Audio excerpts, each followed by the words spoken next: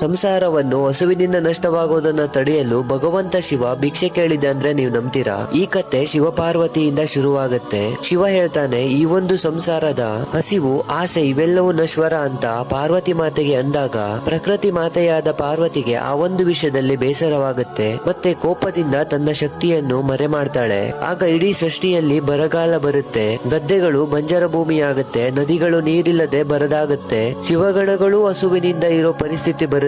ಆಗ ಮಹಾದೇವ ಶಿವನಿಗೂ ತಿಳಿಯುತ್ತೆ, ಅನ್ನ ಬರಿ ಒಂದು ಮಾಯೆಯಲ್ಲ, ಅದು ಜೀವನದ ಒಂದು ಆಧಾರ ಅಂತ. ತನ್ನ ಭಕ್ತರ ಹಸಿವನ್ನು ನೀಗಿಸಲು ಶಿವ ಸ್ವಯಂ ಭಿಕ್ಷೆ ಕೇಳಲು ಭೂಮಿಗೆ ಬರ್ತಾನೆ. ಆಗ ಎಲ್ಲಿ ನೋಡಿದರೂ ಎಲ್ಲಾ ಕಡೆ ಬರಗಾಲ. ಆಗ ಶಿವನಿಗೆ ತಿಳಿಯುತ್ತೆ, ಕಾಶಿ ನಗರದಲ್ಲಿ ಪಾರ್ವತಿ ಅನ್ನದಿಂದ ಪರಿಪೂರ್ಣಳಾಗಿದ್ದಾಳೆ ಅಂತ. ಮತ್ತೆ ಅಲ್ಲಿ ಅನ್ನದಾಸೋಹ ನಡೆಯುತ್ತಿರುವುದು ತಿಳಿಯುತ್ತೆ. ಆಗ ಶಿವ ಅಲ್ಲಿ ಬಂದು ಅನ್ನಪೂರ್ಣ ಹತ್ರ ಭಿಕ್ಷೆ ಕೇಳಿದಾಗ ಮಾತೆ ಅನ್ನವನ್ನ ನೀಡ್ತಾಳೆ. ಆಗ ಶಿವ ಅದನ್ನ ಇಡೀ ಸಂಸಾರಕ್ಕೆ ನೀಡುತ್ತಾನೆ. ಆಗ ಬಂದ ಬರಗಾಲ ಮಾಯವಾಗಿ ಹೋಗುತ್ತೆ. ಈ ಒಂದು ಅನ್ನ ಕೊಟ್ಟ ಜಾಗ ಈಗ ಕಾಶಿ ವಿಶ್ವನಾಥ ದೇವಸ್ಥಾನದ ಪಕ್ಕ ಕಾಶಿ ಅನ್ನಪೂರ್ಣ ದೇವಾಲಯವಾಗಿದೆ. ಈ ಒಂದು ದೇವಾಲಯದಲ್ಲಿ ಜಗನ್ಮಾತೆ ಚಿನ್ನದ ಅಕ್ಷಯ ಪಾತ್ರೆ ಹಿಡ್ಕೊಂಡಿರುವ ಮೂರ್ತಿ ಇದೆ. ನೀವು ಅನ್ನಕ್ಕೆ ಬೆಲೆ ಕೊಡೋರಾಗಿದ್ರೆ ಕಾಮೆಂಟ್ ಅಲ್ಲಿ ಅನ್ನಪೂರ್ಣ ಅಂತ ಟೈಪ್ ಮಾಡಿ. ಈ ತರ ಇನ್ನೂ ಹಲವಾರು ದೇವಾಲಯಗಳ ಬಗ್ಗೆ ತಿಳಿಯಲು ನನ್ನನ್ನು ಫಾಲೋ ಮಾಡಿ.